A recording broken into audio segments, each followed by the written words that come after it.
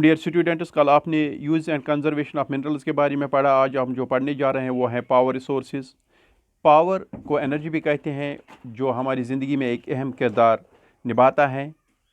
It plays vital role in our lives. Power resource को हमने दो कैटेगरीज में डिवाइड किया है। एक को कन्वेंशनल सोर्स कहते हैं, दूसरे को नॉन कन्वेंशनल सोर्सेज कहते हैं। कन्वेंशनल सोर्सेज क्या हुए?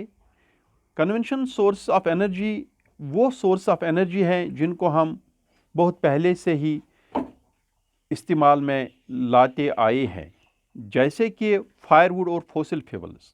इनको हम बहुत पहले से ही इस्तेमाल में लाते आए हैं, इनका हम बहुत पहले से इस्तेमाल करते हुए आए हैं।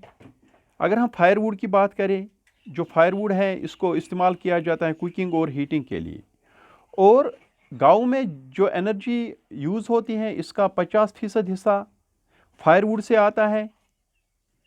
इसके बाद अगर हम फॉसिल फ्यूल्स की बात करें, फॉसिल फ्यूल्स जो है वो बनते कैसे?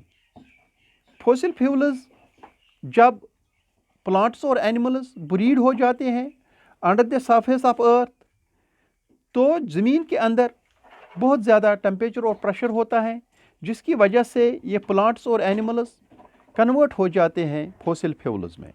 फॉसिल फ्यूल्स में कोल आता है, पेट्रोलियम आता है, नेचुरल गैस आता है, और जिसको हम कन्वेंशनल एनर्जी भी कहते हैं। इसके बाद अगर हम कोल की बात करें, कोल जो है इसको हम एज डोमेस्टिक फ्यूल भी यूज़ करते हैं और इंडस्ट्रीज़ में भी इस्तेमाल करते हैं।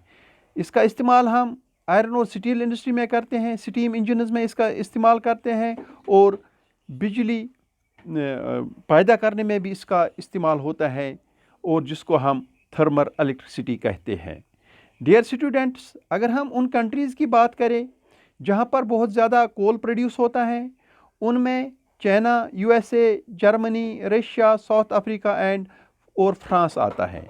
डियर स्टूडेंट्स, इसके बाद अगर हम दूसरे फॉसिल फ्यूल की बात करें, पेट्रोलियम की, पेट्रोलियम जो है वो रॉक लेयर्स के दरमियान पाया जाता है।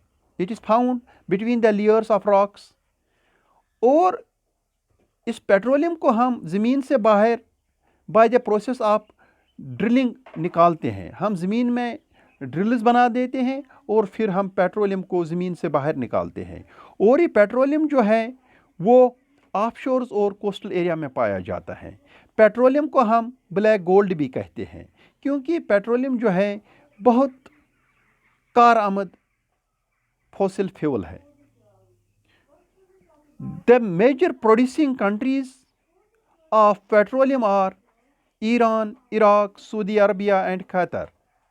The other countries which produce petroleum, जो दूसरे ममालिक जो पेट्रोलियम प्रोड्यूस करते हैं, उनमें यूएसए आता है, रशिया आता है, वेनेजुला आता है और अल्जीरिया आता है। अगर हम हिंदुस्तान की बात करें तो पेट्रोलियम जो है वो डिगबोई इन आसाम, मुंबई हाई इन मुंबई, और delta of Krishna and Kaveri river में जो है पेट्रोलियम निकाला जाता है।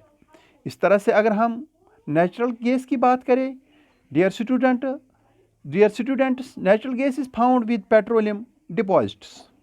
ये पेट्रोलियम डिपॉजिट के साथ पाया जाता है, और इसको हम डोमेस्टिक फ्यूल भी यूज़ करते हैं और इंडस्ट्रियल फ्यूल के तौर पर भी यूज़ करते हैं। अगर हम नेचुरल गैस की मेन प्रोड्यूसिंग कंट्रीज़ की बात करें, उसमें रशिया आता है, नॉर्वे आता है, यूके आता है और नीदरलैंड आता है। हिंदुस्तान में नेचुरल गैस जो है वो त्रिपुरा और इन ऑफशोर्स ऑफ मुंबई में ये जो है नेचुरल गैस प्रोड्यूस होते हैं। इसके बाद अगर हम हाइडल पावर की बात करें, the generation of electricity from water is called hydel power. पानी से जो बिजली पैदा होते हैं इसको हाइडल पावर कहते हैं। The leading producers of hydel power in the world और Paraguay, Norway, Brazil and China. और हिंदुस्तान में ये हाइडल पावर जो है वो बाखरा नंगल डैम, गांधी सागर, नगर जन सागर और दामोदर वैली प्रोजेक्ट ये ऐसे हाइडल पावर प्रोजेक्ट्स हैं हिंदुस्तान में जहाँ से ये हाइडल पावर जो है प्रोड्यूस होता है। डियर स्टूडेंट्स, ये पिक्चर है हाइडल पावर प्रोजेक्ट की।